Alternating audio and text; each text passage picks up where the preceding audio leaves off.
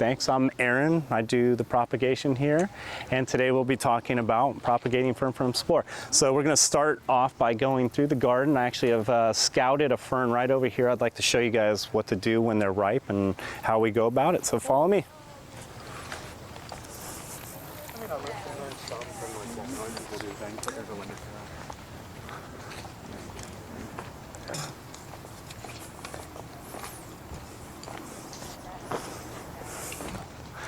This is probably one of the easiest things to look at on the fern.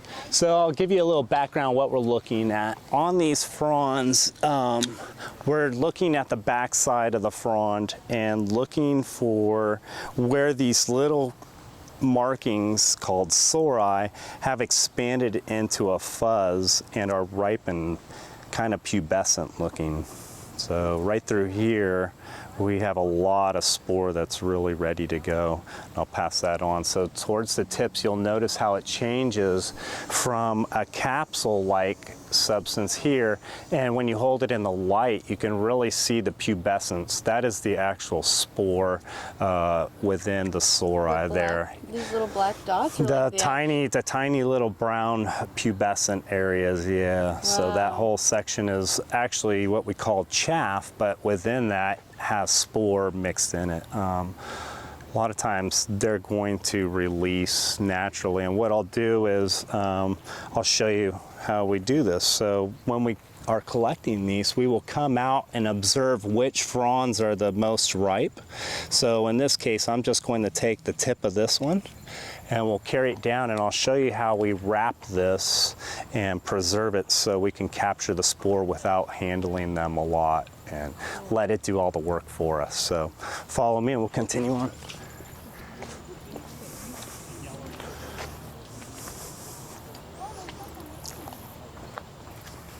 There's a few ways you can capture these. When we're collecting these in the wild, what we basically do is bring envelopes with us, legal envelopes, and that way we can write all the pertinent information we have, where it came from, the date, and all that sort of stuff. And it's a good way to transport ferns till you can get them back home and handle them safely. The main thing when you're collecting ferns, a lot of them, is you want to make sure that you're washing your hands really well in between them. Because think if I grab this and then I go grab the next one, I have all these spores all over my hands. So what's going to happen is I'm going to cross-contaminate.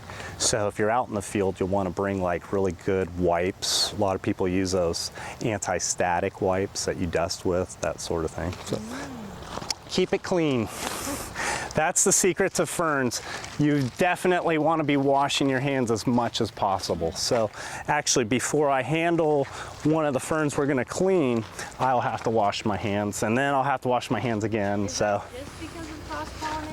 It's not so much the pollination, it's the cross-contamination. So if you're trying to isolate one fern species, you want to make sure that you have that one by itself.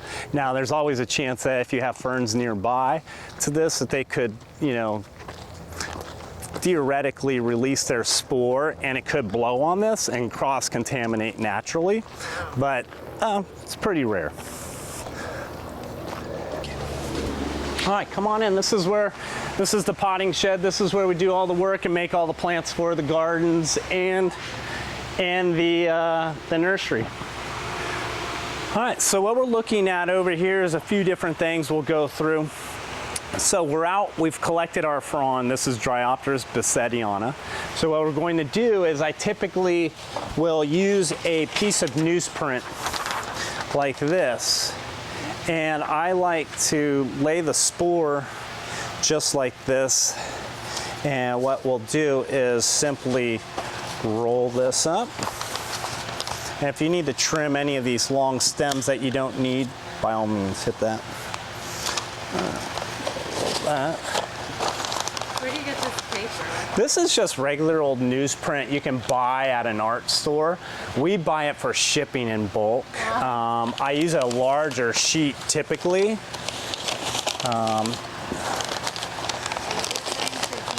dry and Yeah. contained? Yeah, so I'll keep them contained in this matter, and then I put them in this flat like this that has no way of the spore getting through. So they will dry after they've been labeled appropriately.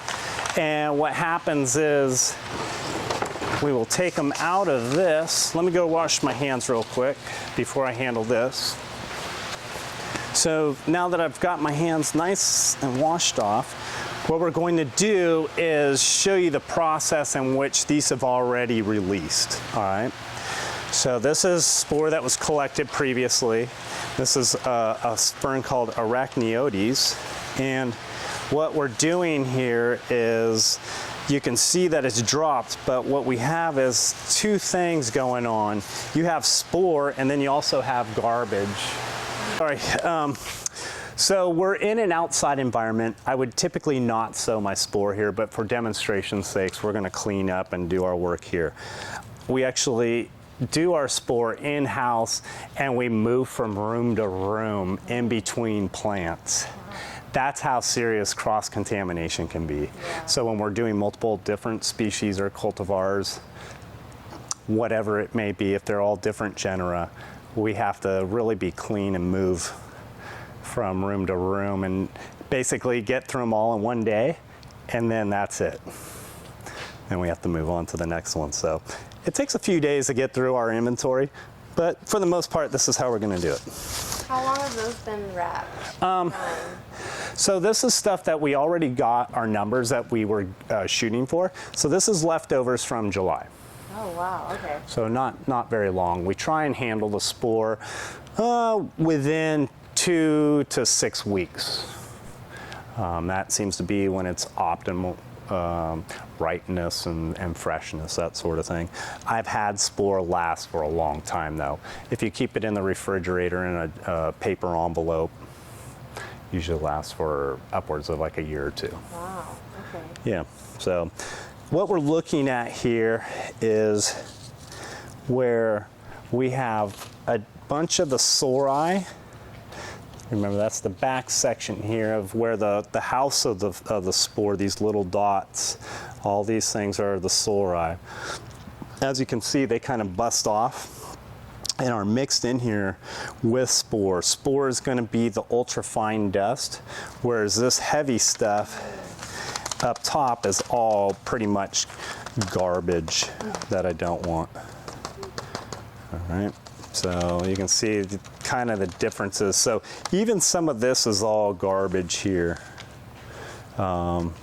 Oh yeah, that's kind of like the little hairs on the...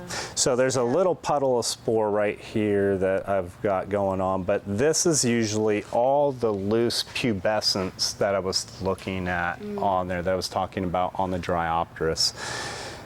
It's more like a hair that kind of releases, it dehisces, and then those things come shooting out. I've seen this happen under the microscope upstairs. It's absolutely insane. You put one of these on some heat and they all start to dehiss. It's really cool and shoot spore out everywhere. Awesome. Yeah, it's pretty neat, just with a little bit of light and heat on them. So what I typically do is I'm trying to separate the chaff and the spore. So when I go to sow, I have a really nice, clean, uniform piece of paper to work with that has no trash, no garbage. So I'm just going to dump this all off.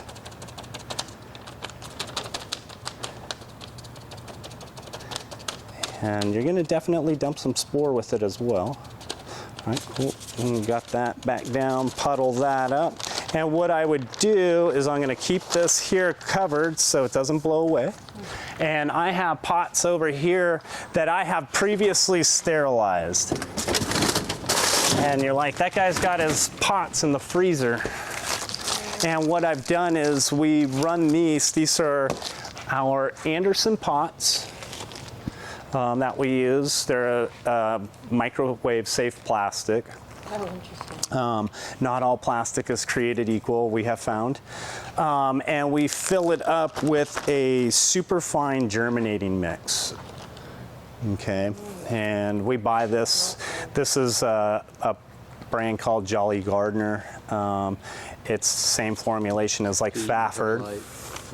Very ultrafine perlite, vermiculite. It's designed for germination. So what we've done here is we fill up a brand new clean pot with that media, watered in really well. We will then put 2 of those pots in a gallon bag, and we will put 4 of them in our microwave. And then what we're trying to do is sterilize the soil. Interesting. Right? So you can use boiling water techniques. Some people bake. Here we use the microwave. It's a little bit easier. So the secret there is just having good moisture in the pot so it gets really hot, just like an autoclave does. Wow. What you're going to do is basically put 4 of these, depending on the microwave, anywhere from like 15 to 20 minutes, and hold the temperature at 180. So as soon as the alarm goes off, you have to gently come in, shut it down, seal the bag, and then we take them out and just let them air chill. You can do this, come back the next day and sow, or you can also put them in the freezer, like what we do, as soon as they're sterilized.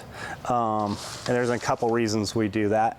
The first one is I can make big batches of pots because we get big batches of ferns at different times. So what we're trying to do is always have something that I can readily sow into. So you do the freeze it, then you put the frozen one in the microwave? No. What I'm doing is I'm holding these in the freezer because they've already been sterilized. Oh, okay. No bacteria will grow in the freezer.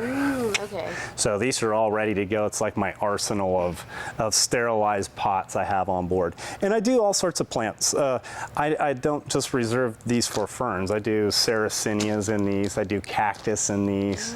A lot of different things. But anything I am putting in a plastic bag, I make sure it's sterilized because the mold will just take over immediately. So you hate to see all your seedlings kind of mold out. So really important to have that. So what we're going to do here is I have these previously sterilized pots. And what I want to do is pull out one at a time. And the theory of sowing is you don't want to go too thick. So we want to have a nice, light, uniform coating over the top of these pots. And depending on what you're shooting for, here we're usually shooting for fairly large numbers, I may have enough spore to do maybe 6 to 20 pots. A lot of fern growers will fill this with a germinating mix that's been sterilized and just do a surface sow. And then use a clear dome over the top for their process to get things going. For us, space is kind of an issue, so I can grow literally hundreds of ferns in this little pot right here. So doing upwards of 8 pots, I can usually get pretty solid numbers. So what we're going to do is take that out.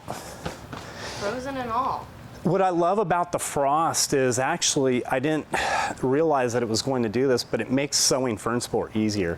What it's doing is it gives you a white background, so when you're dropping the dark colored spore, you can see how heavy it's laying. That's so interesting. When it's on the soil, it's really hard to read sometimes because, as you can tell, it's the same color as the soil.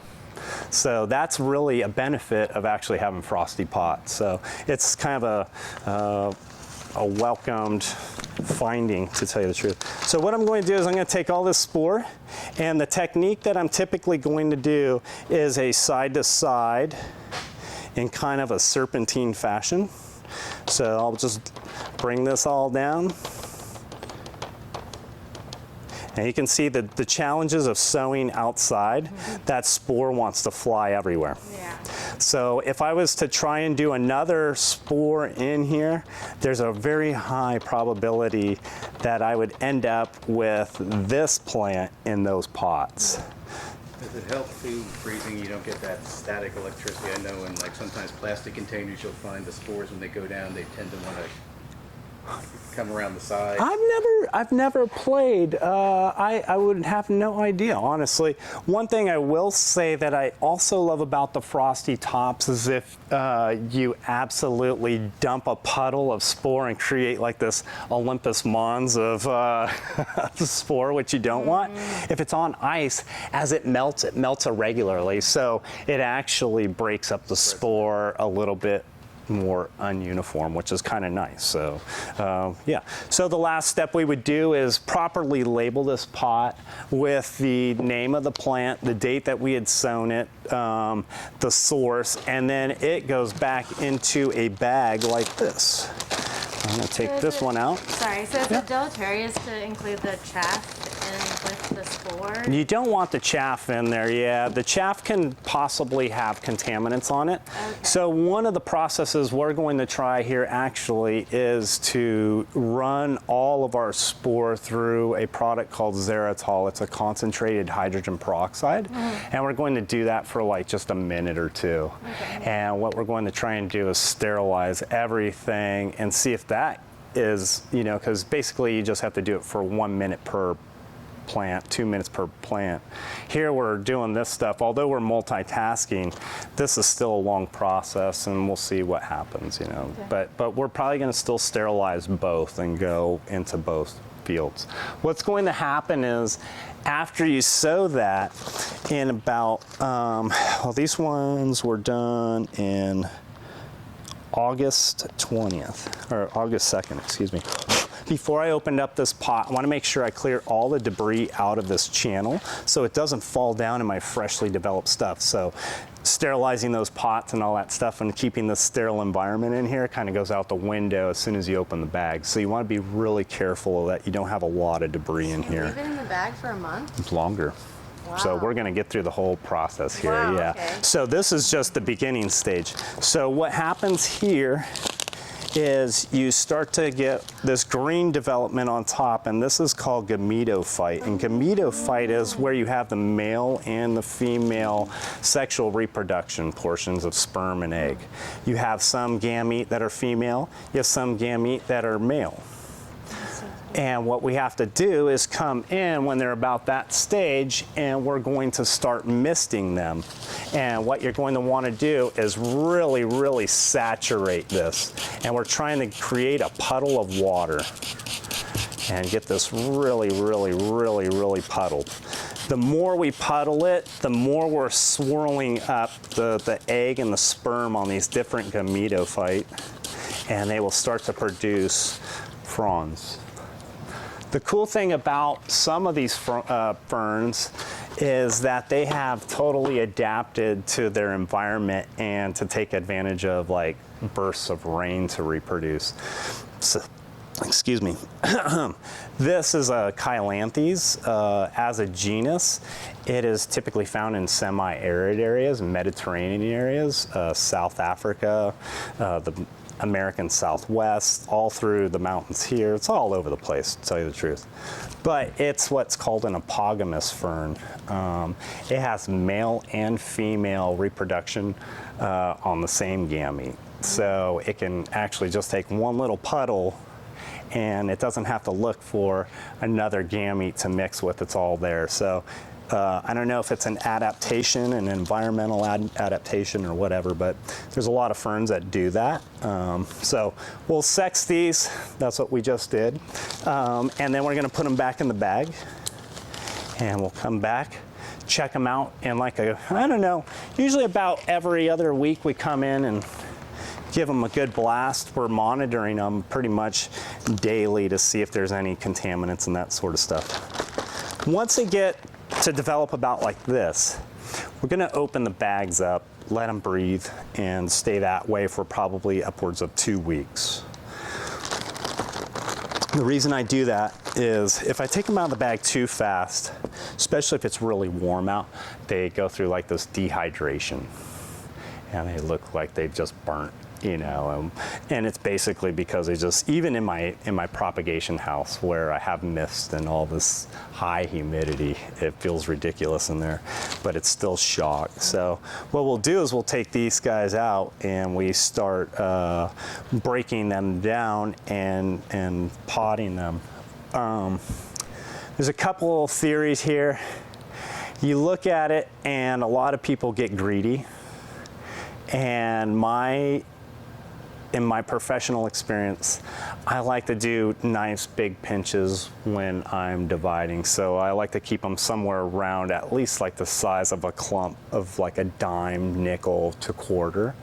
And I find that baby ferns kind of like to be with their friends for a little bit. And a lot of the fern producers that we actually buy ferns in from, I kind of think that they think the same thing, because what they're doing is, instead of breaking them down into individual crowns, they actually leave a nice little tuft there to kind of keep everybody power in numbers until they kind of get growing. However, you'll get some that are way like heads above the bunch, and you can see in here they're actually developing their own huge crown already. They probably have a huge root system. Right, so if you have a small little plant, you're not going to put it in a big pot. You're going to accommodate the root zone, let it kind of. So what we would do is kind of assess the pot size when we do knock these out, and we transplant them. And this is a batch that we've already pot like this.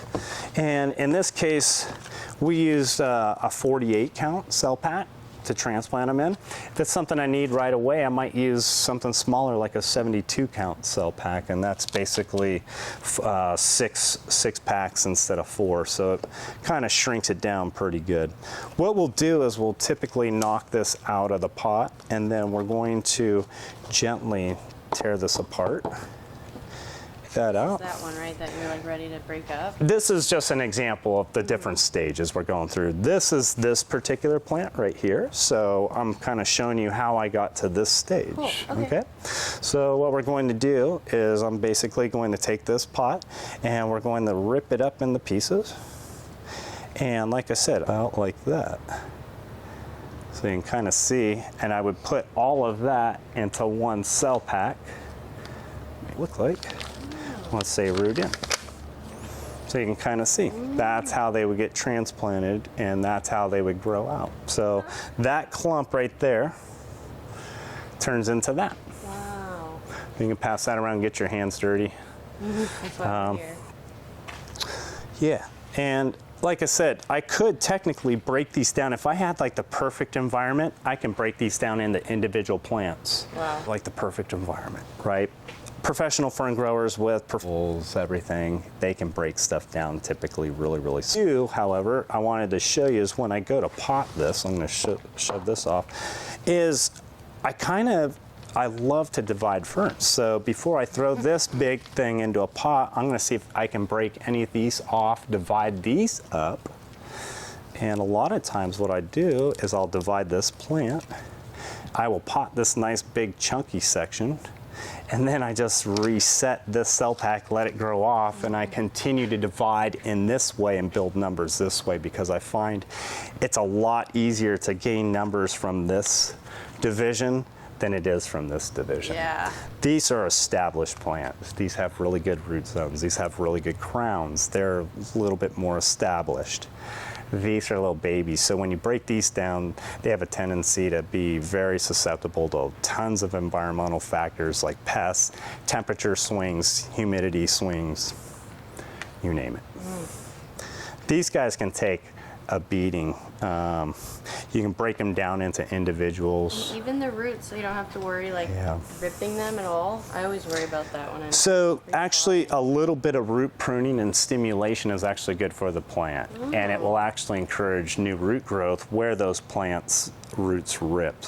What you're primarily looking for is, if you notice, these have got really healthy white tips. That means that the roots are active, the plant's actively growing, and it's really healthy. It's trying to expand. So, but you can look at this clump that we had, just in this little area, there's probably upwards of like 5 to 6 individual plants, and we've already ripped this thing down twice. So from this stage, I'm getting close to like 18 plants or so if I broke them down individually out of one little area. So you can really spread the numbers pretty good and play it over the long haul. But yeah, so what we would do there is basically transplant everything in. Once again, label everything, the sources, the date that it was transplanted, and then we fertilize everything. Right now, we're typically using a design for young crops, and that's Fertilizing them immediately. immediately after you. So what I do with all of my seedlings, here I'll show you, let me step back and I'll show you a couple products I mention these in all of my propagation videos, but these are all things that I use on a regular basis with everything that's watered in. So, all right, with ferns, there's a couple things we'll use. I'll start off with KLN.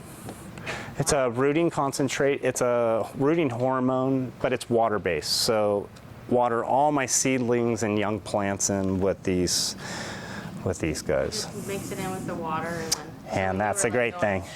It had some But of they're- that. No, but when I'm watering my seedlings in after I've transplanted them into my cell packs, Yeah. they're going to get inoculated with like this. They also get this 3-stage organic fertilizer. This is humic acid, fulvic acid, and sea kelp meal. Those are really good stimulants for all stages of plants, but primarily seedlings. So for the spores, they don't get fertilized at all. It's just the potting mix. Yeah. Now, once I get the gametophyte to start to develop like these little guys, once they get a little bit bigger, I'm going to use this to feed. Okay. All right, so I use that as a misting bottle. So I have one person coming in, they basically spray down all the 3-way, and then the next person just uses the distilled water that we'll use, or the spring water that we use here. And then everything gets watered in with Rootshield, which is a trichoderma. It's a beneficial bacteria. So yeah, that's a empty packet there. So. But that's a beneficial. And then they get light feed with just a regular liquid feed. And that's that. That's at the time of watering to kind of get them going. The fertilizer we use is temperature and moisture sensitive. So as the temperatures rise, it starts to release, but it's only based off of how much water the plant is getting. So it's kind of a smart coating. So it doesn't really dump a lot of fertilizer, and we basically are broadcasting over the flat. I use probably right at about maybe a 1/4 cup at most over the whole flat. So yeah, very light fertilizer for the. All 4 of these every time they get watered? They get this at the time of transplant. So we water everything in. Once they're in the bag and they start to come out, they will start getting fertilized and watered on our regular feeding schedule. I see, yeah. Yeah, until they get handled. And then this is basically a seed pot. We try and handle these with pretty high priority, because with so much development in such a tiny little area, things will start to go the other way because there's just no airflow, and you start getting decontamination on the fronds and stuff like that. So, yep. All right. So that's sowing ferns and how we do it here. If you're interested in this, we'll go even further in depth in our upcoming sexual propagation class, and we deal with a lot of fern breeding, spore, that sort of stuff. So thanks for spending some time with me. I appreciate you giving me the opportunity to teach you a little bit of how to grow ferns from spore. So thanks a lot. You have any questions or anything? No. No? I'm wondering, I have a fern hanging in there front. I'm like, ooh, I wonder if it has spores on it. It might. It might. It definitely might. And a lot of ferns, I like to use ferns to grow ferns from spore to start my numbers on plants that typically run or offset. I'm a really big fan of dividing those. I think you get a better plant faster. However, you have to take the time to build that crown up usually to get it to a divisible spot. But if you have the patience and the time and a little bit of space, this is definitely the way to build big numbers. So, and yeah, you can put a woodland together really fast with this. So. Yeah. All right. Well, hey, hopefully you have some tips. You can refer to the video, and there's probably some other good little videos that we also previously did on fern spore. So, yeah, what you got? I have a question. Yep. Do ferns hybridize? Yes. So that is something that happens out in nature as well as in a petri dish or pot. So years ago, what we've done is we've taken something like Ethereum niponicum, the Japanese painted fern. And then we took possibly another Ethereum like our native outback here, Filix femina. And we took those two fronds and we shook all the spore together. And then we sowed all that fern spore on a pot, and then we had sex with those guys. That's how you typically are going to get a hybrid fern, is you have to actually mix the genetic spore from both fronds and hope that they do the hanky-panky and somehow mix it up. A lot of Tony's niponicum sports like Joyride and those varieties that we were offering a few years back were actually spores that we found that were, I think, seedlings of different hybrids at one time. So, yeah, pretty cool. But that's what, we don't do much hybridizing. We leave that kind of up to the people in the Hardy Fern Foundation and stuff to kind of find the freaky plants out there and kind of share spore with us that we can grow those plants off. Yeah, so yeah. that's pretty cool. We belong to like different spore exchanges and stuff like that. So yeah, pretty fun.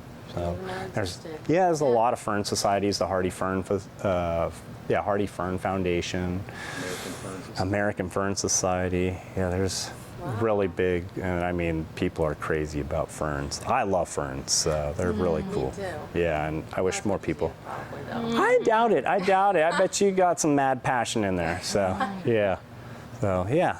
Well, thank you once again. It's nice talking with all you guys, and I hope you guys all enjoyed this. Catch you next time. Happy planting. Appreciate it.